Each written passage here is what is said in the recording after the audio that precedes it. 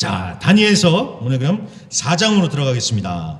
다니엘서 4장 19절부터 27절까지 제가 봉독해 올리겠습니다. 다니엘서 4장 19절부터 27절까지 구약성경 1239페이지에 있습니다. 다니엘서 4장 19절부터 27절까지 제가 봉독해 올리겠습니다. 구약성경 1239페이지 제가 봉독해 올리겠습니다. 벨드사살이라 이름한 다니엘이 한동안 놀라며 마음으로 번민하는지라 왕이 그에게 말하여 이르기를 벨드사살아 너는 이 꿈과 그 해석으로 말미암아 번민할 것이 아니니라. 벨드사살이 대답하여 이르되 내 주여 그 꿈은 왕을 미워하는 자에게 응하며 그 해석은 왕의 대적에게 응하기를 원하나이다. 왕께서 보신 그 나무가 자라서 견고하여 지고 그 높이는 하늘에 닿았으니 땅끝에서도 보이겠고 그 잎사귀는 아름답고 그 열매는 많아서 만민에 먹을 것이 될 만하고 들짐승은 그 아래에 살며 공중에 나는 새는 그 가지에 깃들었나이다. 왕이여 이 나무는 곧 왕이시라. 이는 왕이 자라서 견고하여 지고 장대하사 하늘에 닿으시며 권세는 땅끝까지 미치심이니이다. 왕이 보신즉 한 순찰자 한 거룩한 자가 하늘에서 내려와서 이르기를 그 나무를 베어 없애라. 그러나 그 뿌리의 그루터기는 땅에 남겨두고 쇠와 놋줄로 동이고 그것을 들풀 가운데 두라. 그것이 하늘 이슬에 젖고 또 들짐승과 더불어 제 몫을 얻으며 7대를 지내리라 하였나이다. 왕이여 그 해석은 이러하니이다. 곧 지극히 높으신 이가 명령하시는 것이 내 주 왕에게 미칠 것이라. 왕이 사람에게서 쫓겨나서 들짐승과 함께 살며 소처럼 풀을 먹으며 하늘 이슬에 젖을 것이요 이와 같이 7대를 지낼 것이라. 그때에 지극히 높으신 이가 사람의 나라를 다스리며 자기의 뜻대로 그것을 누구에게든지 주시는 줄을 아시리이다. 또 그들이 그 나무 뿌리에 그루터기를 남겨두라 하였은즉 하나님이 다스리는 줄을 왕이 깨달은 후에 야 왕의 나라가 견고하리라. 그런즉 왕이여 내가 아뢰는 것을 받으시고 공의를 행함으로 죄를 사하고 가난한 자를 긍휼히 여김으로 죄악을 사소서. 그리하시면 왕의 평안함이 혹시 장구하리이다 하니라. 아멘. 자, 다니엘서 네 번째 시간입니다. 7대가 지나기까지 라는 제목으로 오늘 말씀 같이 살펴보도록 하겠습니다. 자, 지금까지 다니엘서 1장, 2장, 3장을 보면서 굉장히 흥미진진하게 봤습니다. 꿈을 해석해주는 그런 얘기도 나오고 또 불구덩이에 던져졌는데도 불타지 않고 사라져서 나오고요. 굉장히 재밌고 흥미진진했습니다. 그런 것들을 보면서 묵상하고 배울 점도 많지만 정말 중요한 게 있다 그랬죠. 하나님의 이름이 높여지는 것, 이게 정말 중요하다고 했습니다. 다니엘이 대단하고 새 친구도 대단하지만 정말 중요한 것은 하나님의 이름이 높여지는 것. 그래서 하나님이 모든 신들의 신이다라는 느부갓네살 왕의 고백이 클라이막스라고 했습니다. 자, 오늘 다니엘서 4장도 마찬가지입니다. 자, 1절부터 3절을 한번 보세요. 오늘 다니엘서 4장 1절부터 3절을 보십시오. 느부갓네살 왕이 지극히 높으신 하나님이라고 하면서 하나님을 찬양을 하는데 그거를 아예 조서로 만들어서 천하 만방에 보낸다고 합니다. 자, 왜 여기 파라과이도 그랬지 않습니까? 데크레토라고 해가지고 대통령이 어떤 공식적인 문서에 사인을 해서 발표를 하지 않습니까? 그것처럼 이 느부갓네살 왕이 공식적인 문서로 하나님을 찬양을 하면서 하나님의 나라가 영원하다 도장 꽉 찍어가지고 전국 방방 곳곳에 보냈다라는 것입니다. 아주 대단한 사건이 벌어졌죠. 자, 그러면서 이제 4절로 넘어가는데 이 4절부터는 느부갓네살이 왜 갑자기 이렇게 조서까지 내리면서 하나님을 찬양하고 있는지, 도대체 무슨 사연이 있는지 그 이야기가 자세히 묘사가 되고 있습니다. 4절부터 보세요. 자, 느부갓네살 왕이 집에서 편히 있으면서 궁궐에서 평강할 때였다라고 이렇게 얘기를 하죠. 그러니까 느부갓네살 왕이 다른 나라들을 다 정복하고 나라도 잘 돌아가고 그럼 뭐 얼마나 좋겠습니까? 별 걱정도 없고 마음도 편하고. 여러분, 이럴 때가 정말 조심할 때입니다. 이럴 때가요. 사람이요, 다 잘 되고 마음도 편하고 좀 여유가 생기잖아요. 그러면 꼭 딴 생각을 하면서 이상한 데로 빠집니다. 다윗이 그랬죠. 다윗이요. 다윗도 사울한테 막 쫓겨다니면서 막 정신없이 살 때는요, 아이러니하게도 정말 하나님과 가까웠던 영적으로 최고의 순간을 보냈습니다. 그러다가 왕이 되고 나니까, 그래서 안정이 되고 편안해지니까, 시간이 남으니까 어떻게 됐습니까? 괜히 지붕 위에 올라가가지고 이웃집 여자나 훔쳐보면서 뼈 아픈 죄를 저지르지 않습니까? 이 사람이 그래요. 좀 안정되고 마음도 편해지고 여유가 생기고 그러면 예수를 잘 믿을 것 같아요. 그런데 오히려 반대가 되기 십상이다라는 겁니다. 어렵고 힘들 때는 그래도 그렇게 바쁘고 죽을 것 같아도 교회 와서 예배드리고 막 하나님 기도하고 그랬는데 이제 좀 살만해지면 이제는 막 딴 생각하면서 이제 딴 길로 새고 막 엉뚱한 짓을 벌이고 그러죠. 자, 느부갓네살 왕도 그렇습니다. 그동안은 이제 바쁘게 살았습니다. 나라를 안정시키려고 정복 전쟁을 하면서 바쁘게 살았겠지요. 근데 이제는 다 안정이 됐어요. 마음이 편안해진 거예요. 그러니까 이 사람들이 이제 이상한 생각을 하는 겁니다. 자, 어떤 생각을 했을까요? 이제 5절부터 보겠습니다. 자, 5절에 보면은 느부갓네살 왕이 또 꿈을 꿨대요. 근데 꿈을 꾸고 난 다음에 두려웠대요. 그 꿈을 생각을 하는데 번민했다. 그러니까 답답하고 불편하고 불안하더래요. 그러면서 6절 바벨론의 모든 지혜자들을 불러 모아가지고 한번 꿈을 해석해라 이렇게 명령을 내립니다. 그래서 7절에 보면 박수, 술객, 갈대아 술사, 점쟁이들이 다 소집이 됐는데, 자, 제가 저번에도 말씀드렸죠. 자, 우리가 생각하기에는 아니 무슨 왕이 무당이랑 마술사, 점쟁이들을 불러 모으냐 이렇게 생각을 할 수도 있는데 지금과 그때는 조금 상황이 달랐습니다. 이때 당시에 이 사람들은요 단순히 점봐주고 마술 치는 이런 사람이 아니라 왕과 국가의 중대사를 논하는 참모들, 박사들이었습니다. 석학들이었습니다. 그래서 이 사람들을 가리켜서 지혜자다라고 불렀는데 이 지혜자들의 수장이 누구였을까요? 바로 다니엘이었습니다. 다니엘. 우리가 아는 다니엘이 이 지혜자들의 수장이었어요. 그래서 왕이 이 사람들을 부르는 거예요. 아니 내가 꿈을 꿨는데 이거 예사 꿈이 아닌 것 같다. 꿈자리가 사납다. 무슨 뜻인지 좀 해석을 해달라. 이 사람들을 다 부른 거예요. 자, 다니엘서 2장에서도 느부갓네살 왕이 꿈을 꿨다고 해석해달라고 했었죠. 자, 오늘도 꿈을 또 해석해달라는 거예요. 그런데 지난번에는 무슨 꿈인지 얘기를 안 해줬습니다. 니네들이 알아서 한번 맞춰봐라 했지만 이번에는 느부갓네살 왕이 꿈을 다 얘기를 해줘요. 내가 꿈꾸미 이러이러했다고. 그런데 7절 보세요. 이 사람들이 해석을 알려주지 못했다는 거예요. 아니 도대체 어떤 꿈이었길래, 꿈이 얼마나 어려웠길래 이런 이 전문가들이 해석을 못 해줬을까요? 자, 꿈의 내용이 이제 10절부터 17절까지 나옵니다. 10절부터 17절까지가 꿈의 내용인데 이게 제가 말로만 하는 것보다는 보는 게 낫겠죠. 그래서 제가 그림을 좀 준비를 해왔습니다. 이 앞에 그림을 보시면서 이제 좀 따라와 주십시오. 첫 번째 그림 좀 띄워주세요. 자, 꿈을 꿨는데 땅 중간에 한 큰 나무가 있더라는 거예요. 근데 이 나무가 얼마나 높든지요. 그런데 이 나무가 점점점 자라더니만 하늘까지 닿더라는 거예요. 그러더니만 그렇게 높으니까 막 땅 끝에서도 어디서든지 다 보이겠죠. 자, 게다가 가지도 무성하고 잎사귀도 무성하고 열매도 막 주렁주렁 많이 달려있고 그러니까 들짐승들, 새들이 와서 이 나무 아래서 쉬는 거예요. 아주 평화로운 정경이 벌어지는 겁니다. 자, 그런데 이제 두 번째 그림 주세요. 13절에 보시면 한 순찰자가 하늘에서 내려왔대요. 근데 이 한 순찰자가 거룩한 자라고 합니다. 이 누구일까요? 하나님이 보낸 천사겠죠. 자, 이 천사가 큰 소리로 말을 하기를 이 나무를 베라. 가지며 잎사귀며 열매며 다 없애버려라. 그리고 짐승들, 새들도 다 쫓아버려라. 이렇게 얘기를 하는 겁니다. 자, 그런데 다음 그림 주세요. 이 나무를 베는데 이거를 나무를 뿌리채 뽑을 것이 아니라 그루터기는 남겨두라는 겁니다. 그루터기는요. 저렇게요. 그런 다음에 쇠 그리고 노줄로 이 그루터기를 꽁꽁 묶어 놓으래요. 그러면서 이 이슬에 젖든 아니면 짐승들이 와서 거기에 대고 오줌을 누든지 아무튼 그냥 그렇게 내버려 두라는 거예요. 이해되셨죠? 자, 그래서 네 번째요. 네, 요거 그대로 놔두세요. 자, 그래서 저렇게 큰 아름드리 나무가 이렇게 잘리고 구루터기만 남는 그런 지경이 된 겁니다. 자, 이게 이제 꿈에서 나왔던 얘기예요. 이 그림 계속 놔주세요.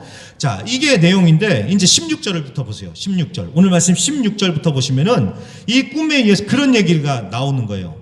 그 마음이 변해서 사람의 마음 같지 않고 짐승의 마음을 받아서 7대를 지낼 것이다 라고 합니다. 7대를 지낼 것이다.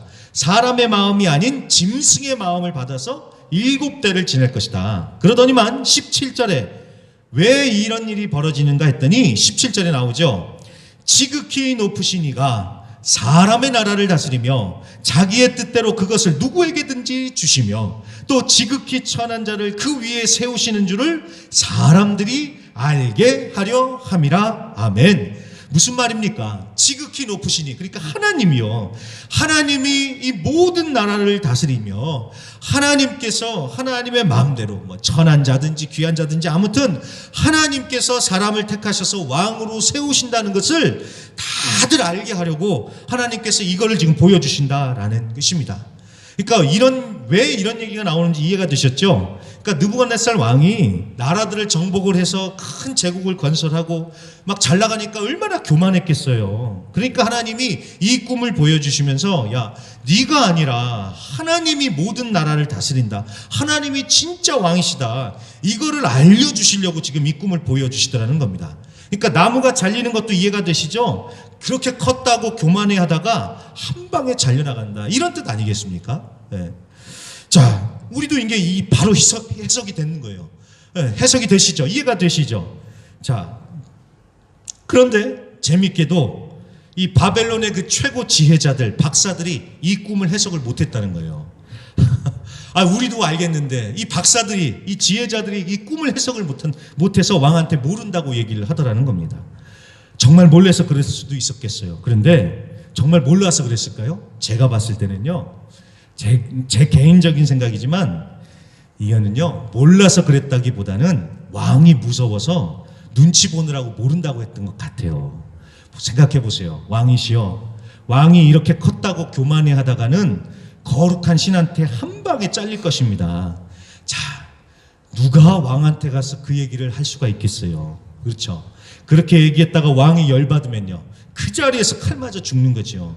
그러니까 아마도 알면서도 모르는 척 했던 것이 아닐까라고 저는 그런 생각이 들더라고요. 마치 이거 벌거벗은 임금님처럼요. 벌거벗은 임금님 다들 아시죠? 사람들은 다 알아요. 근데 임금님만 몰라요. 자기가 빨가벗고 있다는 거를. 왜 모를까요? 사람들이 얘기를 안 해주니까. 얘기를 안 해주면서 자기들끼리 막 흉보고 놀리면서 그 임금을 바보로 만들잖아요. 그렇죠? 자, 이번에 중지방의 현지인 목회자 수련회 부흥회 때 파스토 빅토리노 파레데스라는 목사님이 오셔서 이제 말씀을 전해 주시는데, 그 목사님이 그런 얘기를 하시더라고요. 우리 인간이 너무 악하다는 거예요. 그러면서 한 예를 드시는데, 누군가가 이 신발끈이 풀려 있잖아요. 신발끈이 풀려 있으면 그걸 그 사람한테 직접 얘기해 주면 되는데, 그 사람한테 직접 얘기하지 않고요, 쉬쉬쉬 거리면서 그냥 다른 사람들한테 얘기를 한다는 거예요. 저 사람 봐라, 신발끈 풀리고 저러고 다닌다, 이렇게요. 그 사람한테 직접 얘기해 주면 그 사람이 끈 묶고 그러면 되잖아요. 그런데 그 사람한테 직접 얘기를 안 하고 다른 사람들한테 얘기를 한다는 거예요. 그러면서 그렇게 말이 더해지면서 어떻게 되겠어요? 이제는 흉을 보기 시작한다는 거예요. 야, 저 사람 봐라, 칠칠맞게 저기 신발끈이나 풀고 다니고, 그리고 저 신발이랑 옷이랑 저거 매치도 안 되고 어울리지도 않고, 또 보니까 저 신발도 싸구려네. 또 좀 신발 좀 깨끗이 빨아서 신고 다니지, 저 꼬장꼬장하고 저렇게 다니고, 이러면서 막 자기들끼리 그 사람 바보로 만들면서 즐긴다는 거예요. 뭐 신발끈이라는 예를 들었지만 뭐 신발끈만 그러겠어요? 뭐 다른 일도 그렇다는 것이죠. 그러면서 사람이 너무나 악하다는 겁니다. 물론 핑계는 있어요. 괜히 그 얘기 그 사람한테 했다가 그 사람이 상처를 받거나 그 사람이 싫어하면 어떻게 하냐고. 맞아요, 조심스럽죠. 괜히 그 얘기 했다가 그 사람하고 나하고 관계가 서먹해지면 어떡하냐고 조심스럽지요. 그런데 어느 목사님이 예전에 그런 얘기를 하시더라고요. 그래도 사랑하면 말해줍니다. 사랑하면 말해줍니다. 그래요, 여러분, 정말 사랑하면 그 사람한테 얘기를 해준다는 것이죠. 그 사람을 위해서요. 근데 여러분, 이거는요, 여러분 잘 기억하셔야 돼요. 이건 지적질하고는 차원이 다른 얘기입니다. 지적질이 아니에요. 이건요, 내가 싫고 기분 나쁘고 꼴보기 싫어가지고 그 사람 지적하는 게 아니에요. 이거 아닙니다. 정말 그 사람을 사랑해서 정말 그 사람을 위해서 정말 기도하면서 그 사실을 얘기를 해주는 거예요. 설령 그 사람과 내 사이가 멀어진다고 해도 그 사람을 위해서 정말 그 사람을 사랑하는 마음으로 얘기를 해준다는 겁니다. 여러분, 똑같은 말을 해도 마음과 태도가 중요하지 않습니까? 그래서 정말 사랑하는 마음이 아니잖아요, 여러분. 그냥 내가 싫어가지고 진짜 꼴보기 싫어서 그런 거면요, 여러분 그냥 놔두고 그냥 기도하세요. 아무 말 하지 마세요. 정말 그 마음이 아니면 그냥 놔두세요. 놔두고 기도하십시오. 그러다가 정말 기도하는데 하나님이 정말 그 마음을 주시면 그때 가서 무례하지 않게, 이거 아주 중요합니다. 무례하지 않게 정중하게 얘기를 해 주십시오. 오늘 다니엘이 그래요.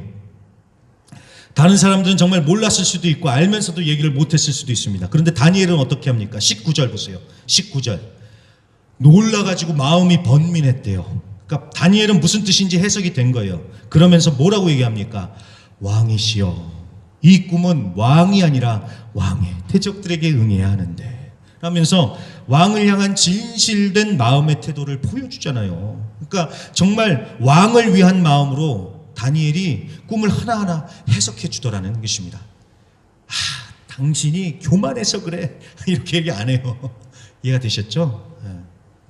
자, 그렇다면 꿈의 해석을 보겠습니다. 이 그림을 계속 참고를 하시면서요, 20절부터 보세요. 20절.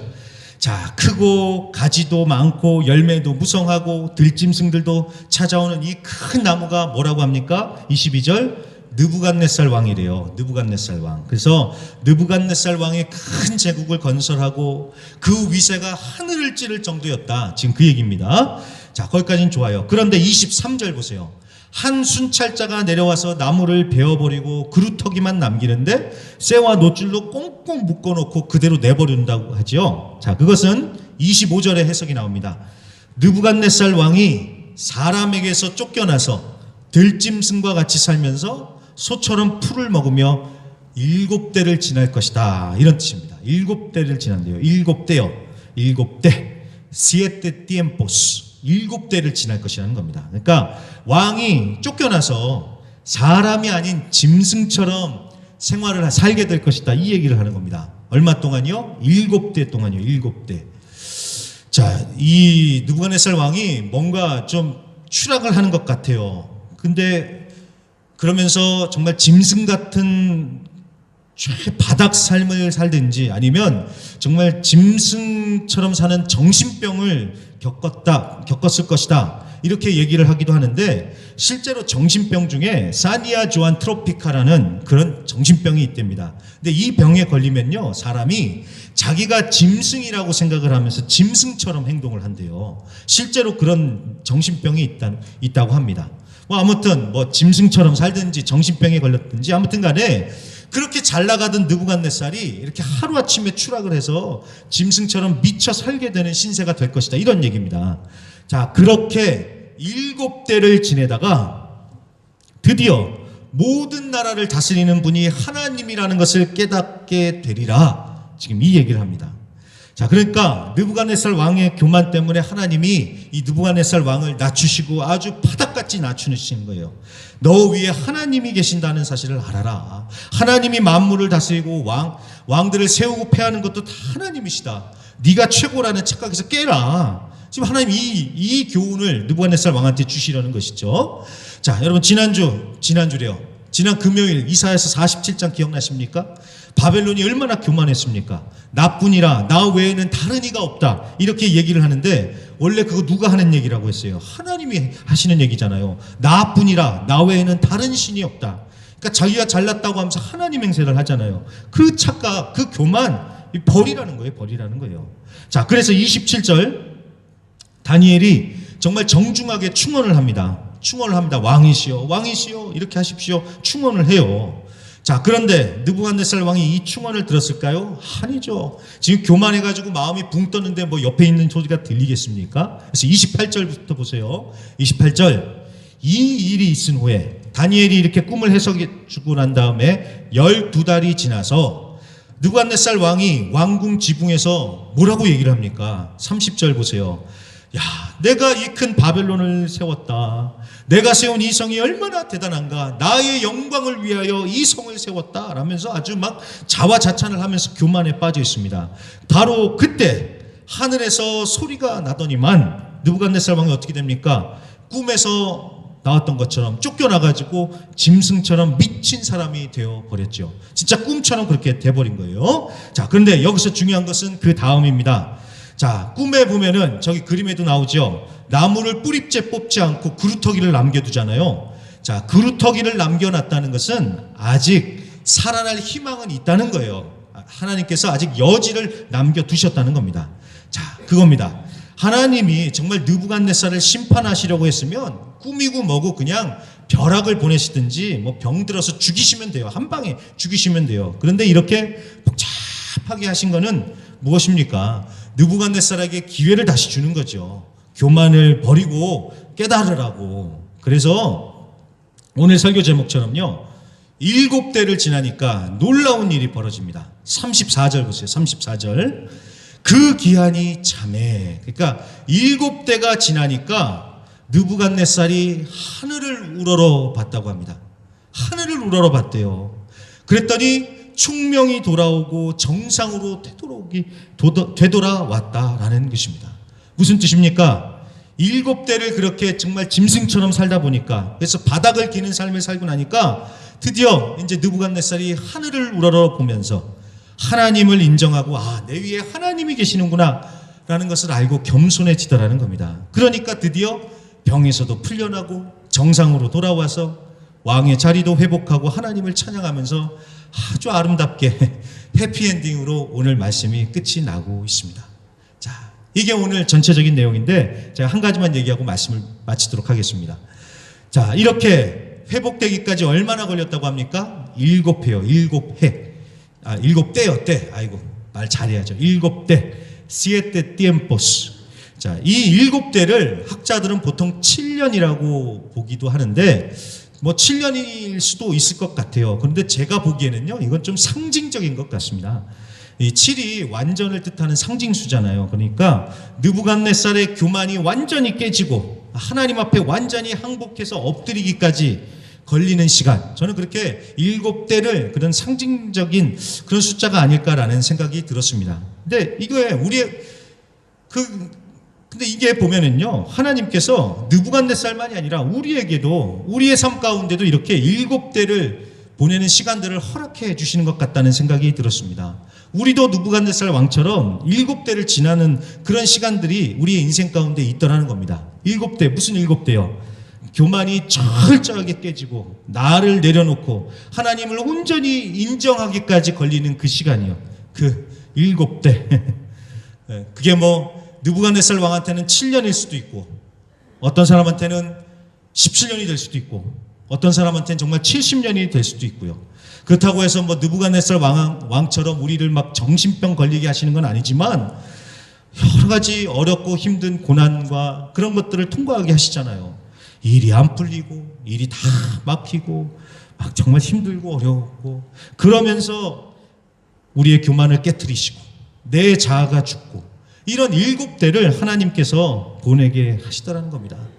그러면서 깨닫는 거죠. 그래, 세상이 내 맘대로 안 되고, 자식도 내 맘대로 안 되고, 교회도 내 맘대로 안 되고, 그러면서 이제 교만이 깨지고 자아가 죽고 드디어 하나님을 붙드는 것이죠. 자, 그렇게 7대를 지나면 드디어 나 자신을 내려놓고 하나님을 우러러보면서 하나님 앞에 엎드릴 때 드디어 하나하나 삶이 풀려지는 그런 역사가 일어나더라는 것입니다. 시간이 많이 돼가지고 제가 이 많은 얘기는 못 드리는데요, 짧게 압축을 해서 이분 얘기를, 마지막 얘기를 하고 마치겠습니다. 어젠가요, 그저께 한국의 탤런트 김수미 집사님이 소천을 하셨다는 뉴스를 봤습니다. 전원일기에 나오는 일용엄니, 유명하시잖아요. 75세에 하나님의 부르심을 받았답니다. 제가 개인적으로 아는 분도 아니고요, 제가 팬도 아닙니다. 근데 왠지 그분이 그랬다니까 마음이 허전하더라고요. 그래서 이 김수미 집사님이 작년에 어느 집회에서 했던 간증을 일부러 좀 찾아봤습니다. 그랬더니 제가 그 내용을 좀 길게 적어왔는데 시간상 얘기는 다 안 하고요. 이분이 연예인으로서 그렇게 화려한 삶이 있었지만 그 뒤로는 그 삶 가운데는 정말 어렵고 힘든 일 많았더라고요. 뭐 머리가 똑똑해서 서울대 국문학과에 붙었는데 부모님 다 돌아가시고 어려워서 입학금 못 내가지고 대학교 포기하고 뭐 탤런트 되고, 그 다음에 나중에 그냥 빨리 결혼하고 싶어가지고 그냥 멀쩡하기만 하면 된다 해가지고 남자를 만났는데 가수 정훈이 씨가 소개를 시켜줬대요. 그래서 지금 남편을 만나가지고 50년을 살았대요. 50년. 그래서 남들이 얘기하기로는 50년간 그 남편하고 사니까 얼마나 금슬이 좋냐고 그러는데, 이분이 하는 얘기가 내가 이혼을 하고 싶어도 너무 바빠가지고 이혼할 시간이 없어서 그냥 살았다는 거예요. 50년을요. 얼마나 남편이 미운지요. 남편이 밉지요. 게다가 이분이 공황장애까지 있어가지고요. 그래가지고 매일 아침마다 일어나면 술 마셨대요. 밤에는 술을 안 마시고 아침이면 술 반 병씩 마시면서 그 술림으로 버텼대요. 그러다가 알코올 중독자가 됐다고 합니다. 자, 그 사정을 안 어느 권사님이 내가 기도할게요. 술 끊을 수 있도록 기도할게요 하면서 내가 100일 기도 시작합니다. 100일 기도를 하셨대요. 근데 100일이 지나도 아무런 일이 안 일어나더랍니다. 그래서 권사님이 또 그러시더래요. 내가 또 100일 기도 더 할게요. 그래서 200일을 하는데 아무런 일이 안 일어날 줄 알았답니다. 그런데 어느 날 술병을 딱 잡았는데 또 마시려고요. 근데 이분 표현이 이래요. 귀신 쓰인 것처럼요. 술병이 뜨거워지면서 확 집어 던졌대요. 뜨거워가지고요. 그래도 어떻게 해가지고 한 모금을 들이켰는데 다 토하면서요. 술이 안 넘어갔더래요. 그러면서 그날부터는 술이 꼴도 보기 싫어지더랍니다. 그래가지고 이분이 그때 정말 하나님 계시는구나 하면서 하나님을 믿기 시작하면서 교회를 다니기 시작을 했답니다. 그러면서 이제 하나님의 은혜를 체험하는데요. 놀라운 게요. 그 미운 남편이요. 남편. 놀라운 게요. 그 남편이 변하는 게 아니라 자기가 변하더래요. 은혜를 받으니까 그런 생각이 들더래요. 내가 남편을 너무 미워하고 학대했나? 그러면서 하나님을 알고 나니까 남편이 측은해지더랍니다. 그러면서 남편이 자기한테 옛날에 잘못했던 거 그 마음이 눈 녹듯이 다 사라지더래요. 그러면서 하는 얘기가 만약 예수님 영접하지 않았다면 자기는 남편 굶겨 죽였을 거라고. 그런데 주님을 만나고부터는 용서하게 되고 인생이 행복해지고 진작에 알았더라면 하면서 이렇게 간증을 하시더라고요. 사람이 그렇습니다. 하나님의 은혜를 체험하면 진작에 알았으면 얼마나 좋았을까 이렇게 생각을 하는데, 그 은혜를 체험하기까지 이 자아가 깨어지고 나 자신을 내려놓는 그런 연단의 시간이 걸리는 것이죠. 느부갓네살한테는 7대, 이 김수미 집사님은요, 그게 7년이 아니라 56년이요. 그래서 그 시간을 지나고 나니까 드디어 하나님의 은혜가 임하면서 용서하고 내려놓고 마음의 응어리가 풀리면서 자유하면서 진짜 평안과 기쁨으로 행복하게 살게 됐다라는 것입니다. 7대가 지내야 됩니다. 7대가 지내야 됩니다. 그래서 우리의 교만이 정말 철저하게 깨지고 하나님을 우러러보면서 하나님 앞에 완전히 항복하고 하나님을 붙들 때 그런 모든 것이 회복되고 풀리는 역사가 반드시 일어날 줄로 믿습니다.